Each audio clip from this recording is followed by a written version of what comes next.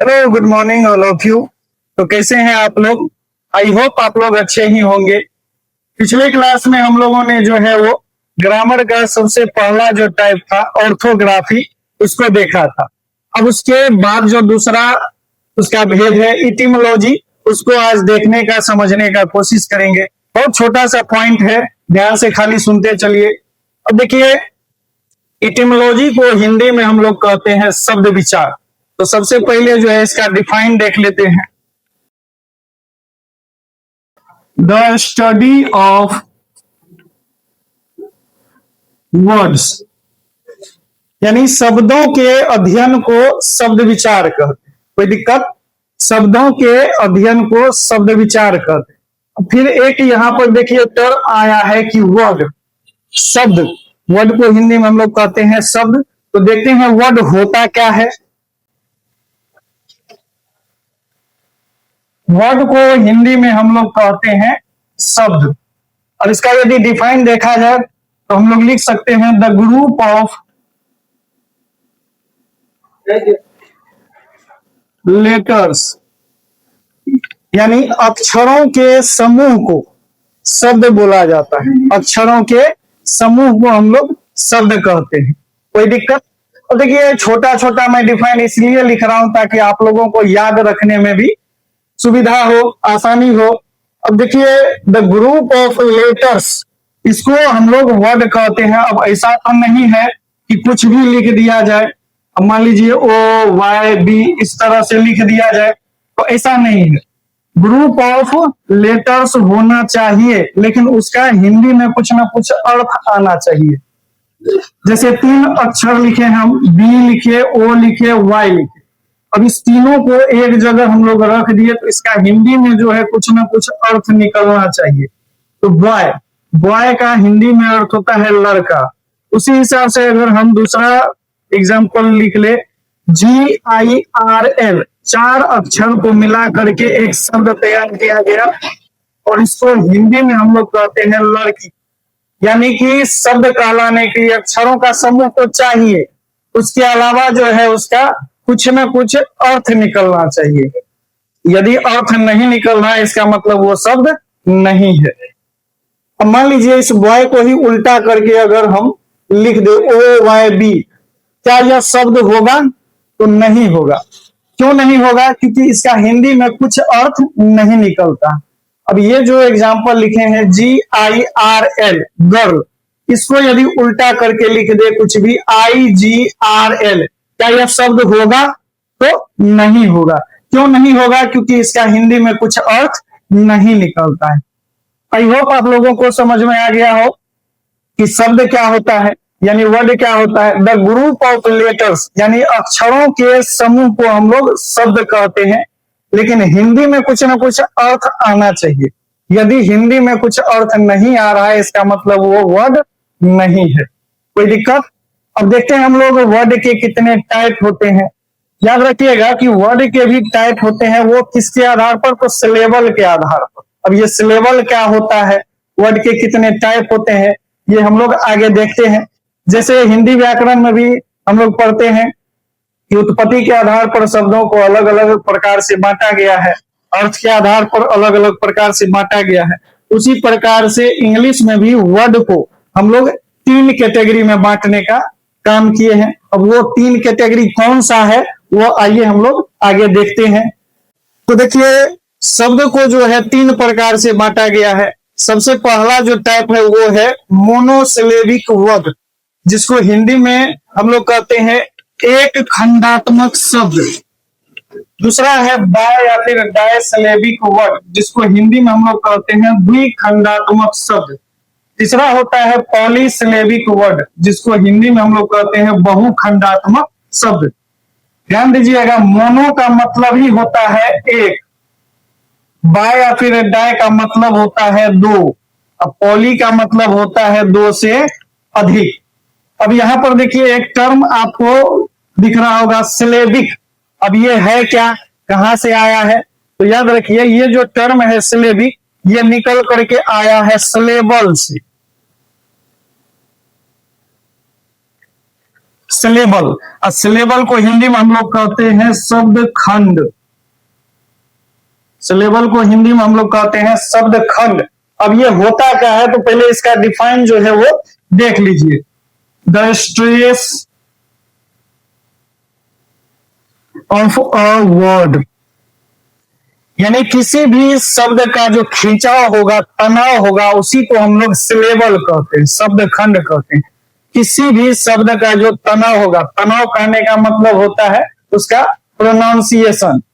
Pronunciation जो किसी भी शब्द का कीजिएगा तो कैसे करते हैं हम लोग, जैसे एक शब्द मैं बोलता हूं राम, उसको आप धीरे से बोलने का कोशिश कीजिए, राम, एक ही बार में बोला चला गया, ठीक। उसी प्रकार से अगर दूसरा एक शब्द मैं ले लूं मोहन, आप इसको बोलने का कोशिश कीजिए, मोहन, धीरे से बोलने का, उसका उच्चारण करने का कोशिश कीजिए।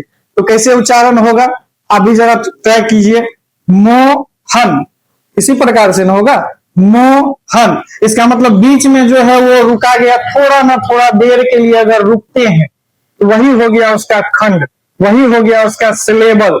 उसी प्रकार और भी बहुत सारे शब्द हैं जिस पर आप घर पर ही प्रैक्टिस कर सकते हैं। जैसे मैं एक शब्द बोलता हूं ब्यूटीफुल, आप इसका जो धीरे से प्रोनाउंसिएशन करने का कोशिश कीजिएगा तो किस प्रकार प्रोनाउंसिएशन होगा, ब्यूटीफुल, इसी प्रकार ना, ब्यूटीफुल। तो याद रखिए, जिस शब्द में बोलते समय एक ही तनाव हो, एक ही बार में बोला चला गया, उसको हम लोग कहते हैं मोनोसिलेबिक वर्ड। ध्यान से सुनिएगा मेरी बातों को। जिस शब्द को एक ही बार में बोल दिया जाए तो वो हो जाएगा आपको मोनोसिलेबिक वर्ड। जैसे राम एक ही बार में हो गया तो वो हो जाएगा मोनोसिलेबिक वर्ड, यानी एक खंडात्मक शब्द। फिर अगर जिस शब्द के दो टुकड़ा हो जाए, जैसे मैं बोलता हूं मोहन, मोहन, तो ये हो जाएगा आपको बाय या डाइसिलेबिक वर्ड। कोई दिक्कत, ये दोनों टर्म जो है आप बायोलॉजी में भी पढ़ते होंगे। जैसे सीड में monocotyledon seed, bye dicotyledon seed, उसी प्रकार एक खंड हो जाएगा तो मोनोसिलेबिक वर्ड, दो खंड है तो बायसिलेबिक वर्ड। और उसी प्रकार अगर हम बोल दे ब्यूटीफुल, यानी इसका उच्चारण जब कीजिएगा ब्यूटीफुल, कितने खंड हो रहे हैं, ध्यान से सुनिएगा, ब्यूटीफुल, यानी तीन खंड हो गया। दो से जैसे ही अधिक खंड हो जाएगा तो वो हो जाएगा पॉलीसिलेबिक वर्ड, यानी बहुखंडात्मक शब्द। आई होप आप लोगों को जो है कोई दिक्कत ना रहा हो। तो सिलेबल का आप एग्जाम्पल जैसे लिख सकते हैं, अगर मैं यहीं पर लिख दूं मोहन, तो आप इसको जो तोड़िएगा तो कैसे तोड़िएगा, मोहन। कोई दिक्कत, तो आगे जो है इन तीनों का मैं डिफाइन लिख देता हूं। आई होप आप लोगों को जो है समझने में कोई दिक्कत नहीं रही हो, ठीक। तो आगे जो है इस तीनों का मैं डिफाइन लिख देता हूं। आइए सबसे पहले जो है हम लोग मोनोसिलेबिक वर्ड को डिफाइन करते हैं। सबसे पहला हो गया आपको मोनोसिलेबिक वर्ड, इसका क्या डिफाइन हो जाएगा, the word having only one syllable, यानी वैसे शब्द जिसका सिर्फ एक खंड हो। एग्जाम्पल के तौर पर लिख सकते हैं राम, पेन, कार, एक्सेट्रा। कोई दिक्कत। अब दूसरा जो है वो मैं लिखता हूं बाय या डायसिलेबिक वर्ड, उसका डिफाइन हो जाएगा the word having two syllables, यानी वैसे शब्द जिसके दो खंड हो उसको हम लोग कहेंगे बाय या फिर डायसिलेबिक वर्ड। जैसे एग्जांपल में हो जाएगा मोहन, आप इसका खंड जब कीजिएगा तो कैसे होगा, मोहन। मान लीजिए दूसरा लिख दिया सोहन, हो जाएगा सोहन। लेकिन एक बात का ध्यान आपको रखना काफी ज्यादा आवश्यक हो जाता है, कि आप जितने भी खंड करते हैं हर एक खंड में एक वॉवेल होना चाहिए। यदि आप ये सिलेबल कर तो दिए, हालांकि बोलते तो इसी प्रकार से है हम लोग मोहन को मोहन, लेकिन जितने भी आप सिलेबल करते हैं तो याद रखिएगा हर एक सिलेबल में एक वॉवेल होना आवश्यक है। यदि वॉवेल नहीं है इसका मतलब आपका जो ये टुकड़ा किया हुआ है, सिलेबल किया हुआ है तो गलत है। जैसे मोहन को मैंने तोड़ा तो हो गया मोहन, तो आप ध्यान दीजिए इसमें एक वॉवेल यहाँ है, एक वॉवेल यहाँ है, इसका मतलब मेरा जो ये टुकड़ा किया हुआ है सही है। अब दूसरा अगर मैं लिख दूं सोहन तो देखिए SO, इसमें O है और इसमें A है, इसका मतलब ये दोनों वॉवेल होता है। तो जितने भी आप टुकड़ा करते हैं हर एक टुकड़ा में एक वॉवेल होना आवश्यक हो जाता है। अब एक एग्जांपल मैं लिखता हूं, आप लोग जो है थोड़ा सा कोशिश कीजिए। ब्यूटी, मैंने एक शब्द लिखा ब्यूटी, अगर इसका आप प्रोनाउंसिएशन कीजिएगा तो कैसे होगा? ब्यूटी, इसी प्रकार से होगा ना, ब्यूटी। तो आप बोलिएगा कि उच्चारण तो ठीक है लेकिन फिर इसका सिलेबल गड़बड़ हो सकता है। आप बोलिएगा इसमें 3 जो वॉवेल है लेकिन इसमें वॉवेल नजर नहीं आ रहा है, लेकिन टुकड़ा तो इसी प्रकार से हम लोग करते हैं। तो आप लोग जो है पिछले क्लास में आप लोगों को मैंने बताया था कि W और Y के बारे में। W और Y जो होता है वो सेमी वॉवेल होता है, यानी किसी भी शब्द के बीच में या फिर अंत में लगा रहे तो वो काम किसके जैसा करता है बताइए जरा? वो वॉवेल के जैसा काम करता है। यानी यहाँ का जो ये Y है ये काम किसके जैसा कर रहा है? वॉवेल के जैसा कर रहा है। कोई दिक्कत? तो ये जो टर्म है ब्यूटी, इस वर्ड को हम लोगों ने बाय या फिर डायसिलेबिक में ही रखा है। कोई दिक्कत? और तीसरा जो सबसे लास्ट होता है वो होता है आपको पॉलीसिलेबिक वर्ड। पॉलीसिलेबिक वर्ड, इसका डिफाइन क्या हो जाएगा?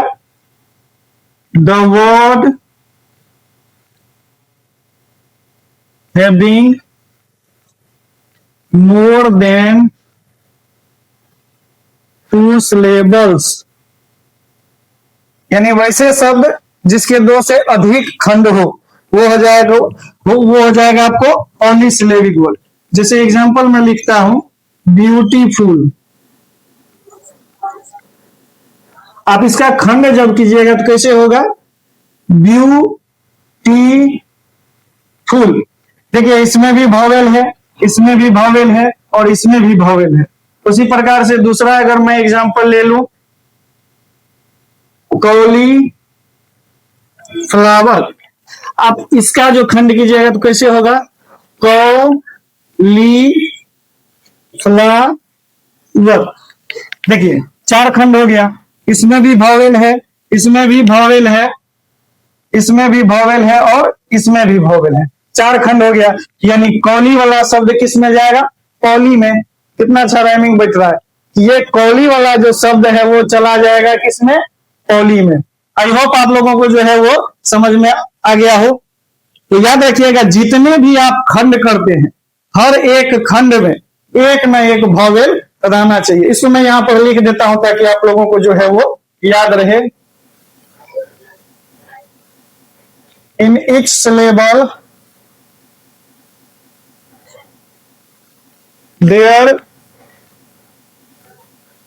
must be a vowel, यानी जितने भी सिलेबल करते हैं आप, जितने भी खंड करते हैं हर एक खंड में एक वॉवेल होना चाहिए। आई होप आप लोगों को समझ में आया हो। यदि आपको ये वीडियो अच्छी लगी हो तो आप लोग लाइक जरूर करें। अगर चैनल पर नए हैं तो चैनल को सब्सक्राइब कर ले ताकि इसी प्रकार का वीडियो एकदम बेसिक से ग्रामर जो है आप सबों के सामने लेकर के मैं फिर से आता रहूं। तब तक के लिए आप अपना ख्याल रखिए, मिलेंगे अगले वीडियो में। धन्यवाद।